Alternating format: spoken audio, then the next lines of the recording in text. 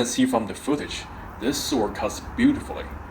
After doing some dry handling, I can tell you, dynamically speaking, this is also a fairly maneuverable sword, despite its hefty blade presence. I don't feel encumbered at all while going over these cuts and thrusts with longsword techniques. But I have to admit that the overall weight may tire you out sooner than a lighter sword, particularly if you are doing hundreds of repetitions. I noticed that in the third iteration of this sword sold as Purpleheart Armoury, the maker manages to shave off its weight by half a pound, which is significant, while maintaining the same blade profile and balance. It will be interesting to see how this change affects its handling dynamics. Oakeshott Type XVIIIc sword, which is as much as cut-centric as you can get for a cut and thrust longsword. Even though it's compared to the early Type 12A, Type 13A longswords, it's not a dedicated cutter, but yeah, it's supposed to be able to thrust pretty well. Has great point control for armor penetration, but as you can see, the wide and thin, very thin blade just aid with the cutting capacity, no problem. And the tip is reinforced. If you can see, this is blunted for a competition cutting sword, but still it's supposed to be reinforced for Oakeshott Type XVIIIc sword. Otherwise, a very thin blade, it will probably just it's gonna bodge a hard thrust. Very long, very average length blade, 35 inches, with a very long grip with a sense stopper type of pommel, so you have extra leverage to execute some very meaty, powerful cut. This sword is 4 pounds and 1 ounce. That's pretty heavy for a longsword, especially for this length. But it's all the weight is down here in the hilt, so you have great control. You can see even with one hand, no problem, and I can do some flourish just fine.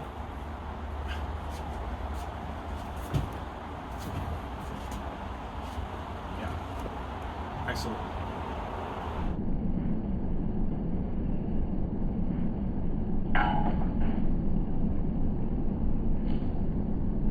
It's a very broad blade that's tapered all the way profile down to the tip. Blade profile, almost like a Type 14 C sword, even though Type 14 will have a particular blade geometry and it has a footer.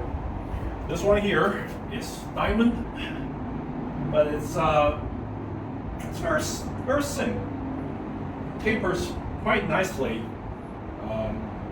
It's a very nice distal taper, very thick from here, and all the way up here is very thin.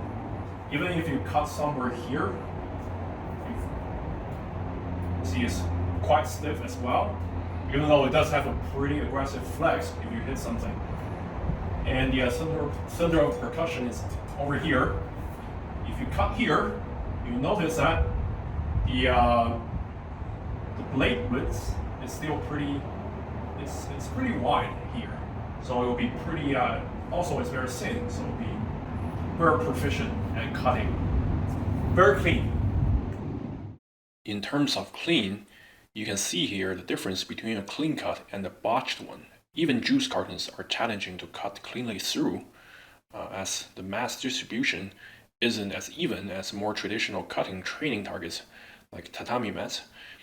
If your edge alignment is even slightly off, or cut at the wrong portion of the target, or your sword blade isn't adequately sharp, it will tear more than cut. You can learn a lot from observing the cutting edge, whether it's a straight line of incision that is sheared through, or is there any scooping in the middle of a cut, or any ugly zigzag on the edges, which is indicative of dull spots on the blade edge.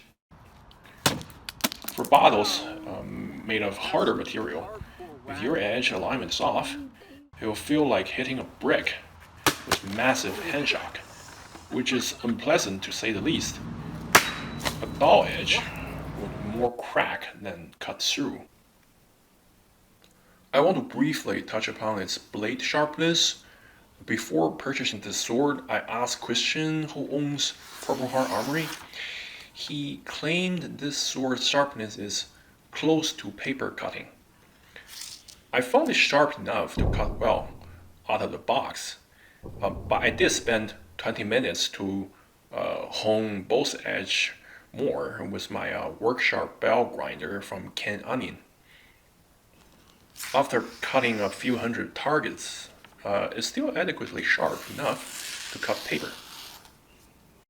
Fit and finish wise, there's nothing wrong with this sword, but it's not going to win a beauty contest for sure.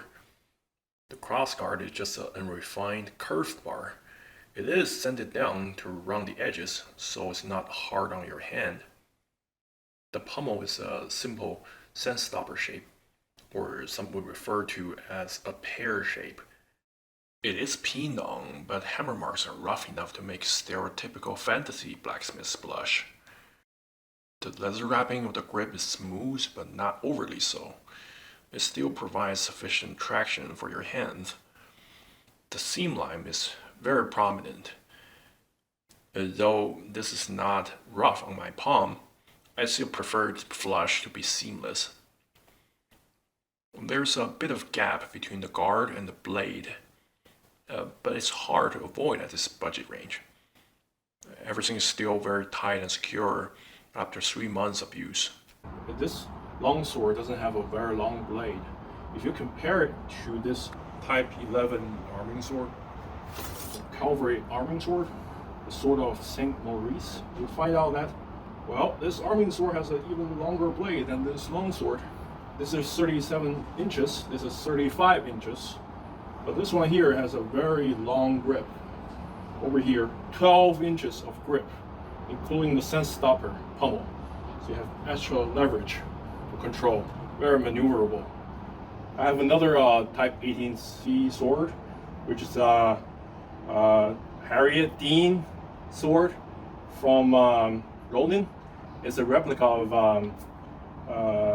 a sword originally from the Alexandria arsenal. If you just judge by the appearance, it's very close to the original. It has an inscription, Arabic inscription on the blade. The blade is even wider, even thinner. But I like this sword better because look at the difference of the grip, right? This one has a disc pommel, and so it's not as long, so you don't have that extra leverage.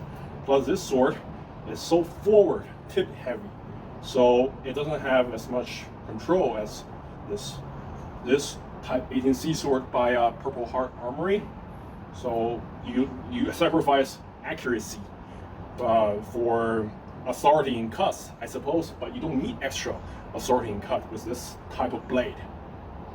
And you can see it's indeed a very thin diamond profile all the way from here down there. There's this central ridge that's you scope down the blade and see it's very crisp, but the line isn't exactly straight. So I hope they can improve upon this. Some other reproduction of Type 18C swords just don't have a line, a central ridge this crisp. I like this one, but it does wander off here, somewhere in the middle. Surviving examples of Type 18C longswords are almost exclusively from Alexandria Arsenal. It was said that they were made in Italy and brought to Egypt by crusaders from Cyprus, and later captured by Muslim warriors and sent to Sultan as tribute. They are almost always accompanied with a Type 4 cross guard and a wheel pommel of Type I variant. That's what most modern reproductions are trying to emulate. This design is fine, but if not executed correctly, it can lead to some problematic handling characteristics. Take this Ronin version of Alexandria sword as an example. The wheel pommel is without substantial mass to be an effective counterweight, and the shorter grip means a shorter and lighter tan to balance out the hefty blade. What designers at Albion Swords did to take a step further was making a bastard sword, combining the blade of Alexandria sword and the hilt from a much bigger two-handed sword at the Wallace collection, aptly named the Albion Principe, which has become the golden standard of competition cutting swords. These days, most cutting tournaments have 2/3 of the contestants using this sword. It goes so far that some historical martial art clubs banned the sword from being used for practice by members. Purpleheart Armoury's latest iteration of 18C sword definitely try to take inspiration from the design principles of the Albion Principe, adding this elongated grip with a sense stopper pommel that enables your offhand to further slide down to increase the leverage, which isn't possible with the wheel pommel of the original Alexandria. To this end, I would say that this sword succeeded, as while it may not handle as lively as an Albion Principe, it does sport great maneuverability. I also notice it's very forgiving in cuts, that if your edge alignment is slightly off, this sword will guide you through even harder targets. As you can see here, there's pretty noticeable flex in blade. Means normally my slightly off edge alignment here will botch this cut, but it cleaved right through, which is something to be kept in mind that should you have excellent results cutting with this sword, temper your enthusiasm of your newfound prowess a little bit, and that it might just be an illusion brought by this very effective cutting sword. On the other hand, if you're new to sword cutting, this sword might be an encouraging tool for you to pursue this new hobby. I don't necessarily think that that's a bad thing. It's worth mentioning the blade is made of ISO 51 CRV4 alloy spring steel, which is an European equivalent of American 6150 steel. It's spring tempered to be elastic, which increases its durability. This is also historically accurate to medieval European swords. Lastly, I want to talk about its price. Here I listed some Type 18C swords from other manufacturers and swordsmiths. Most of these options have significant better fit and finish, but when you have to shell out $1,000 or two, sometimes even more, and possibly fitted with a beautiful scabbard, that's likely going to cost even more than the sword. And on top of that, wait for a year or two in the waiting list before even laying your hands on the piece.